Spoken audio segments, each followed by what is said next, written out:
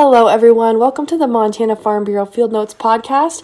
My name is Haley Drugsma. For those of you who don't know me, I'm the digital communications lead here at the Montana Farm Bureau Federation. I'd like to kick today's podcast episode off with a reminder that if you have anything you'd like to learn about, a pertinent news story, or someone you'd want to see us bring on the podcast, whether that's yourself or someone you know, please shoot me an email at haleyd@mfbf.org. That's HALEYD@mfbf.org. My goal is always to bring you interesting, exciting content about agriculture, and I'd love your recommendations. Now let's get into today's episode.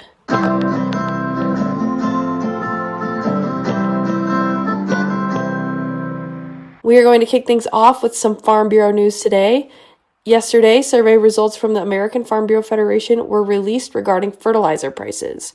Reporter Chad Smith and economist Dr. Faith Parham are here to get us started with the findings from that survey. The American Farm Bureau Federation surveyed more than 5,000 farmers and ranchers across the country about the rapidly increasing price of fertilizer. Faith Parham, an economist for the Farm Bureau, said the survey found that an overwhelming majority of survey respondents said they can't afford all the fertilizer they need. Fertilizer purchasing patterns are different by regions, and so in the Midwest, it's more normal to pre-book your fertilizer. So over 67% of our farmers in the Midwest pre-booked their fertilizer compared to only 19% in the South. And so we're really seeing regional differences, and farmers who didn't pre-book really got hit by those price increases. Parham said the differences in regional purchasing patterns are related to the commodities farmers grow, as well as the overall differences in the farm economy. Farmers in the South right now are a little bit more price sensitive. We've seen really low commodity prices for things like peanuts, cotton, and rice. When fertilizer was already expensive before the conflict, they were kind of hoping and waiting to see if that price would go back down, but unfortunately that's not the case this year. Those fertilizer increases are combining with rising fuel prices and squeezing bottom lines further. One, we're seeing again those increases in fertilizer prices, but we're also seeing an increase in fuel prices. So this continues to tighten margins for farmers and ranchers across the country. Even if the conflict stopped today and we saw normal shipments resuming, it would take a while for those prices to come back down to normal. So we're going to see the impacts of this for a few months ahead.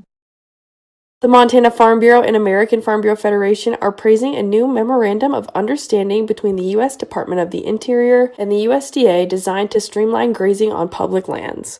This agreement aims to cut bureaucratic red tape and reduce delays for grazing permits by fostering direct partnerships between federal agencies and the producers who work the land. Key initiatives under the MOU include ranch immersion programs, which place federal staff on working ranches to provide them with first-hand experience in land stewardship, administrative streamlining, enhancing transparency, data access, and wildfire coordination, and capacity maintenance, ensuring grazing allotments remain active and reopening vacant ones where possible. Montana Farm Bureau Vice President Casey Mott and American Farm Bureau President Zippy Duvall both highlighted that these changes, overseen by Secretaries Doug Burgum and Brooke Rollins, will help reduce wildfire risk, support rural vitality, and ensure ranchers can continue to meet the nation's protein needs. Chris Deschemaker of Lewistown, Montana, has been appointed to the American Farm Bureau's Promotion and Engagement Committee, a role focused on building consumer trust and equipping grassroots members with the tools to advocate effectively for the agricultural industry. A graduate of the Montana Farm Bureau's ACE leadership class and the current chair of the state-level P&E committee, Deschemaker aims to provide members with resources to engage directly with the public and those in the food service industry. Her goal is to humanize the farming profession and explain the why behind production practices to sustain the high level of trust farmers and ranchers currently enjoy. Recently, Deschemaker and Yellowstone County Farm Bureau President Jody Drange attended the AFBF Promotion and Engagement Target Training in Washington, D.C., where they participated in motivational workshops, media training, and consumer engagement planning. The training provided practical assets such as action plan workbooks and social media equipment alongside mock interviews designed to help advocates stay on message and avoid negative industry buzzwords. Both representatives highlighted the value of networking with other states to share resources and the importance of using social media to tell the story of Montana agriculture more effectively. In celebration of the International Year of the Woman Farmer Initiative, the American Farm Bureau Federation's Women's Leadership Program, together with a strong coalition of U.S. agri-food system stakeholders, will host a landmark national gathering to honor the vital role women play in agriculture and the supply chain. Registration is open for the International Year of the Woman Farmer ACE Advocate, Cultivate, Empower Summit, which will take place in Washington, D.C., June 1st through the 3rd. The summit is open to all women farmers from across the country, regardless of Farm Bureau membership. This signature event will empower, equip, and connect women farmers, ranchers, and agribusiness professionals. Through skill-building sessions, high-impact networking, and leadership-focused programming, attendees will strengthen their voices and leadership within the agricultural community.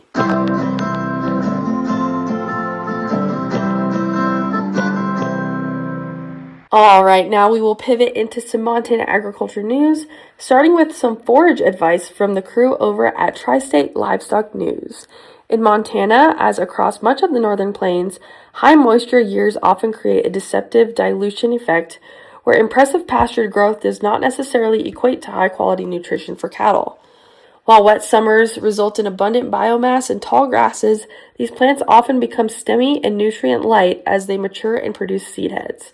Because cattle have a limited daily intake capacity, they may struggle to meet their nutritional requirements on this high-volume, low-density forage. For Montana ranchers utilizing native rangelands, this means that even a good year of grass requires careful monitoring of animal performance, as the sheer quantity of forage can mask a lack of essential protein and energy.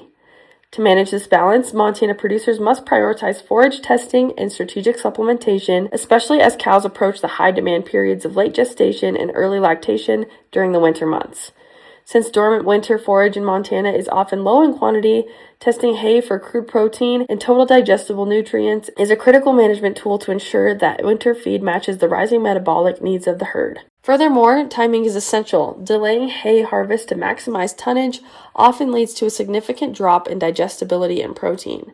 By aligning grazing rotations and hay cutting with the younger, more nutrient-dense stages of plant growth, ranchers can better navigate the tension between quantity and quality to maintain herd health and productivity. The Bureau of Land Management announced the launch of a new web-based map tool designed to connect ranchers with information on vacant grazing allotments on public lands available for targeted prescribed grazing. The tool supports the agency's broader effort to improve rangeland health, reduce invasive weeds, and lower the risk of wildland fire across the West. The web-based map allows ranchers to effectively locate vacant allotments on public lands suitable for targeted prescribed grazing and provides easy instructions to apply for a permit. Prescribed grazing can strategically lower wildfire fuel loads, suppress invasive weeds, and promote healthier, more resilient public lands. The BLM is coordinating with federal partners to identify more vacant areas that may be suitable for grazing, expanding the options available for producers over time. The public is encouraged to check back soon for additional opportunities. All lands identified in the new tool have been evaluated for forage, land health conditions, and suitability for sustainable grazing. John Deere has reached a settlement to resolve the 2022 multi-district right to repair litigation, effectively ending the class action lawsuit without any admission of wrongdoing. As part of the agreement, the company will establish a settlement fund to compensate class members and cover legal fees while reaffirming its commitment to providing farmers and independent repair providers with the tools, manuals, and diagnostic software necessary for equipment maintenance. By settling, Deere aims to move past the legal dispute and focus on its pro-service technology, reinforcing a policy that allows producers more autonomy in how they choose to support and repair their machinery. The canola market remains in a sideways trading pattern as Montana producers await critical EPA announcements on renewable volume obligations in the USDA's March 31st prospective plantings report, both of which are expected to dictate price direction for the coming weeks. While global production is forecasted to rise to record levels, including a massive 95.5 MMT estimate, local cash prices in the region have seen a slight softening, recently ranging between $22.22 and $24.02 per hundredweight. Of particular significance to the state's leadership in the industry, Montana's own Dale Flickema was recently elected president of the U.S. Canola Association, positioning a local voice at the forefront of national efforts to bolster biomass-based diesel production and stabilize oilseed markets. Overall, while total U.S. canola use is projected to climb nearly 9% due to food and biofuel demand, the market remains choppy as it balances high regional planting expectations against shifting federal energy policies. The Montana Department of Agriculture has launched the state's first regional agricultural chemical recycling granulator in Polson, marking a shift from mobile units to a permanent facility at the Lake County Weed Control Office. This first-of-its-kind stationary unit allows producers to conveniently drop off triple-rinsed pesticide and herbicide containers, which the system then processes into reusable plastic material stored in 1,400-pound super sacks. Since 2009, the state's recycling efforts have diverted over 970,000 pounds of plastic from landfills, and officials hope this new hub will help them surpass the 1 million pound milestone this year while protecting Montana's water and land from chemical pollution. The 96th annual Montana FFA State Convention recently concluded in Great Falls, drawing nearly 2,200 attendees for a week of high-stakes competition and community service. Highlights of the event included the selection of a new state officer team led by President Hayes Holland of Belgrade, the naming of Fergus as the sweepstakes winning chapter, and the crowning of individual stars such as state star farmer Taya Venice. Beyond the 23 career development events, students demonstrated their commitment to service by packaging 35,000 meals for Montana families in need. Winning teams from across the state, including dominant performances by chapters from Missoula, Fergus, and Big Timber, now move on to represent Montana at the National FFA Convention in Indianapolis this fall. The USDA Rural Development Agency is investing $75,000 into Beaverhead County to bolster southwest Montana's biofuel and forestry sectors. Awarded to the Beaverhead Tourism Council in Dillon, this rural business development grant will fund technical assistance and industry research aimed at supporting local sawmills, transportation companies, and biofuel manufacturers. Montana State Director Bill Warden noted that the investment is designed to provide existing and new businesses with the data needed to expand, ultimately strengthening the region's natural resource-based economy and promoting long-term job creation.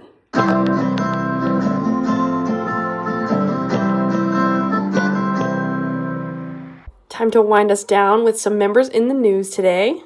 Sheep grazing has been helping bee populations thrive at a Lavina sheep and cattle ranch.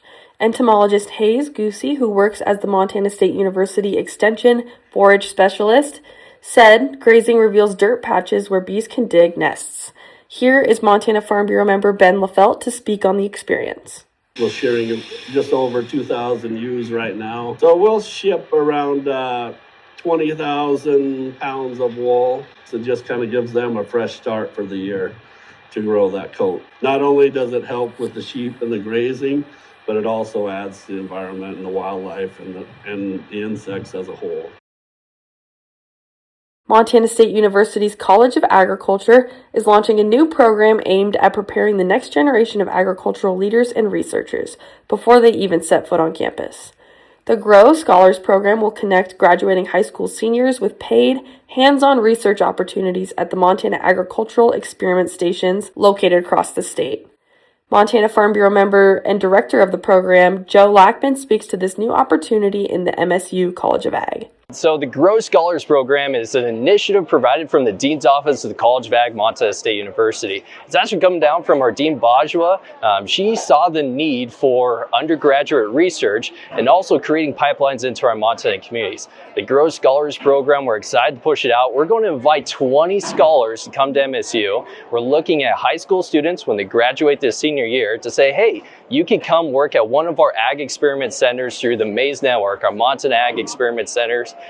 And then we'll actually pay you for your time in the summer. You will be paired with a faculty and a supervisor lead, and you'll actually get hands-on research from the time that you step on foot and working for them. And then when you get to MSU, we're also excited to say, hey, we can provide some professional development, some career service opportunities. You'll get paired with like-minded GROW scholars, and then you'll actually participate all through your freshman year in orientation and professional development activities. So one of the things that we're figuring out is locality to the centers first. We understand that probably the biggest driver and attraction is for folks already in those communities that maybe want to come in and get some research. It's a bold ask for me to say, I'll go up to parents and say, hey, can I take your son or daughter and provide this learning opportunity? But I think it's going to pay dividends in a sense, right? We understand that one of the #1 barriers to grads considering higher education is financial costs. Not only can we provide finances for you, we'll pay during the summertime. We'll provide scholarships, but we are looking into housing options as well. So this is open to all Montana students, no matter where you're at in the state. The Gardner-Deneau Angus Ranch held a highly successful sale on March 26, 2026 in Sidney, Montana, drawing a strong crowd despite chilling morning temperatures. The event saw 249 yearling Black Angus bulls command an impressive average of $10,505, while 323 commercial replacement heifers averaged $3,490. The sale was headlined by Lot 11, GDAR CJD Lucchese 5787, which sold for $32,000 to Gerald Russell of Nebraska, followed by other high sellers like GDAR Garrison 5570 at $27,000. Under the direction of auctioneers Roger Jacobs and Kyle Shobe, the sale showcased a fancy set of genetics characterized by length, depth, and thickness, reinforcing GDAR's reputation for producing some of the top Angus cattle in the country. As lambing season comes to a close across Montana, producers are taking stock of how the year unfolded, balancing the realities of drought, predators, and market pressures with the outcomes of the season itself. For Mike and Maureen Hogan, Farm Bureau members who have been raising sheep near Valier for more than 3 decades, this year brought a welcome result. Yeah, we used to lamb in February, 1st of February, meaning we had to shear in January and want to shear before lambings. And finally we got smart and we started, thought, well, we're going to sell yearling rams and we're going to lamb in, April, 1st of April. I mean, we've had this for 5 years or whatever it is, and some years worse than others. This last year was real challenging. Like 5-6 years ago, I was getting 450 little square bales, and this last year I got like 250. The last few years, we have to put them in electric pen at night because of the grizzly bears, and twice that electric pen has saved us work that we know of, that the bear's been in there. And the same with coyotes, and I mean, and the coyotes are really bad, and so it's just kind of the way it goes anymore. If a person wants to stay where we live anyway in the sheep business, it's just part of the deal. And imports come in, crashes the market. So the lambs go from $2.85 a pound down to $1.60 about the time everybody here is ready to sell. Yeah, this is one of the better lambings that we've ever had. I mean, it was really good. We probably have 185% live lamb crop, a lot of triplets, a lot of twins, and we're optimistic as long as these prices hold like they are, to keep going like we are.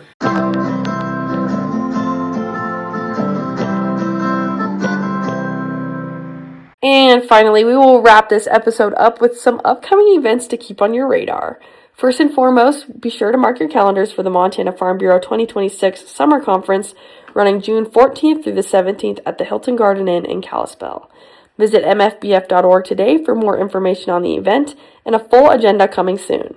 Beyond that, don't miss upcoming county meetings in Dawson, Webo, and Sweetgrass counties, both set for April 22nd. There are also multiple local level candidate forums coming up. These are great opportunities to learn about candidates that are running for office in your local areas. Dawson-Webo counties will be May 7th in Glendive. Front Range counties will also be May 7th. And Richland County's candidate forum will be held on May 8th at the Richland County Event Center from 7 to 9 p.m.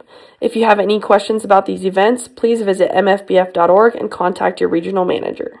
That about wraps up this episode of AgNewsWire Listening Edition. Thanks all you lovely members of the Farm Bureau family for tuning in today. I will catch you all in the next one.